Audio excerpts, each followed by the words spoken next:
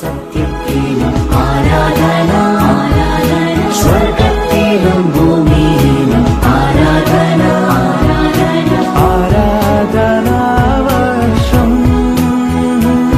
ഇത് ആരാധനാവർഷം.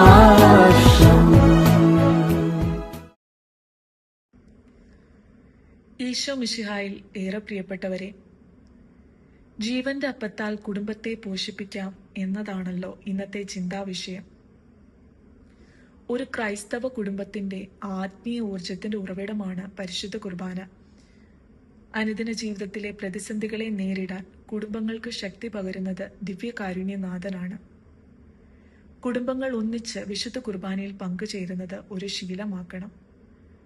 മാതാപിതാക്കൾ മക്കൾക്ക് നൽകുന്ന ഏറ്റവും വലിയ മാതൃക ഞായറാഴ്ചകളിൽ ഒന്നിച്ച് ദേവാലയത്തിൽ പോകുമ്പോഴാണ്. ഒരേ ബലിപീഠത്തിന് ചുറ്റും ഒന്നിച്ചു നിൽക്കുമ്പോൾ കുടുംബാംഗങ്ങൾ തമ്മിലുള്ള സ്നേഹവും ഐക്യവും വർദ്ധിക്കുന്നു. ഞായറാഴ്ച ബലികളിൽ പങ്കുചേരുന്നത് കേവലം ഒരു കടമയല്ല, മറിച്ച് ദൈവവുമായുള്ള ഉടമ്പടിയുടെ പുതുക്കലാണ് എന്ന ബോധ്യം മക്കൾ തിരിച്ചറിയുന്നത് മാതാപിതാക്കളുടെ ഈ ഒരുമിച്ചുള്ള പങ്കാളിത്തത്തിലൂടെയാണ്. പരിശുദ്ധ കുർബാനയിൽ ജീവനുള്ള ഈശോയാണ് എഴുന്നള്ളിയിരിക്കുന്നത് എന്ന ബോധ്യം ചെറുപ്പം മുതലേ കുട്ടികളിൽ വളർത്തിയെടുക്കണം.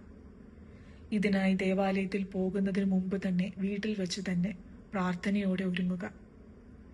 പള്ളിയിലായിരിക്കുമ്പോൾ പാലിക്കേണ്ട നിശബ്ദതയും പരിശുദ്ധ കുർബാന സ്വീകരണത്തിന് ശേഷമുള്ള നന്ദി പ്രകാശനത്തിന് പ്രാധാന്യവും മക്കൾക്ക് പറഞ്ഞ് മനസ്സിലാക്കി കൊടുക്കണം.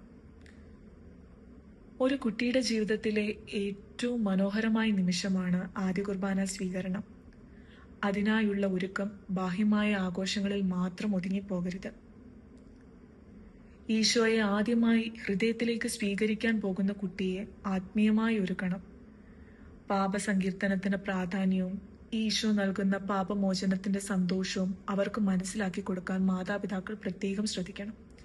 യൂക്കറിസ്റ്റിയ എന്ന വാക്കിന്റെ അർത്ഥം തന്നെ നന്ദി പ്രകാശനം എന്നാണ്.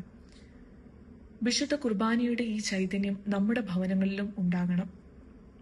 ഭക്ഷണത്തിന് മുമ്പും പിമ്പും രാത്രി പ്രാർത്ഥനയിലും ദൈവത്തിന് നന്ദി പറയുന്ന ഒരു ശീലം വീട്ടിൽ തന്നെ വളർത്തിയെടുക്കണം. പരാതികൾക്കും പരിഭവങ്ങൾക്കും പകരം നന്ദി പറയുന്ന ഒരു സംസ്കാരം വീട്ടിൽ വളരുമ്പോൾ അനുദിന ജീവിതം തന്നെ ഒരു ആരാധനയായി മാറും. പ്രിയപ്പെട്ടവരെ, ജീവന്റെ അപ്പമായ ഈശോയെ നമ്മുടെ കുടുംബങ്ങളുടെ നാഥനായി സ്വീകരിക്കാം. ദിവ്യ കാരുണ്യത്താൽ പോഷിപ്പിക്കപ്പെടുന്ന കുടുംബങ്ങൾ ലോകത്തിന് പ്രകാശമായി മാറും. ദൈവം നമ്മുടെ കുടുംബങ്ങളെ സമൃദ്ധമായി അനുഗ്രഹിക്കട്ടെ.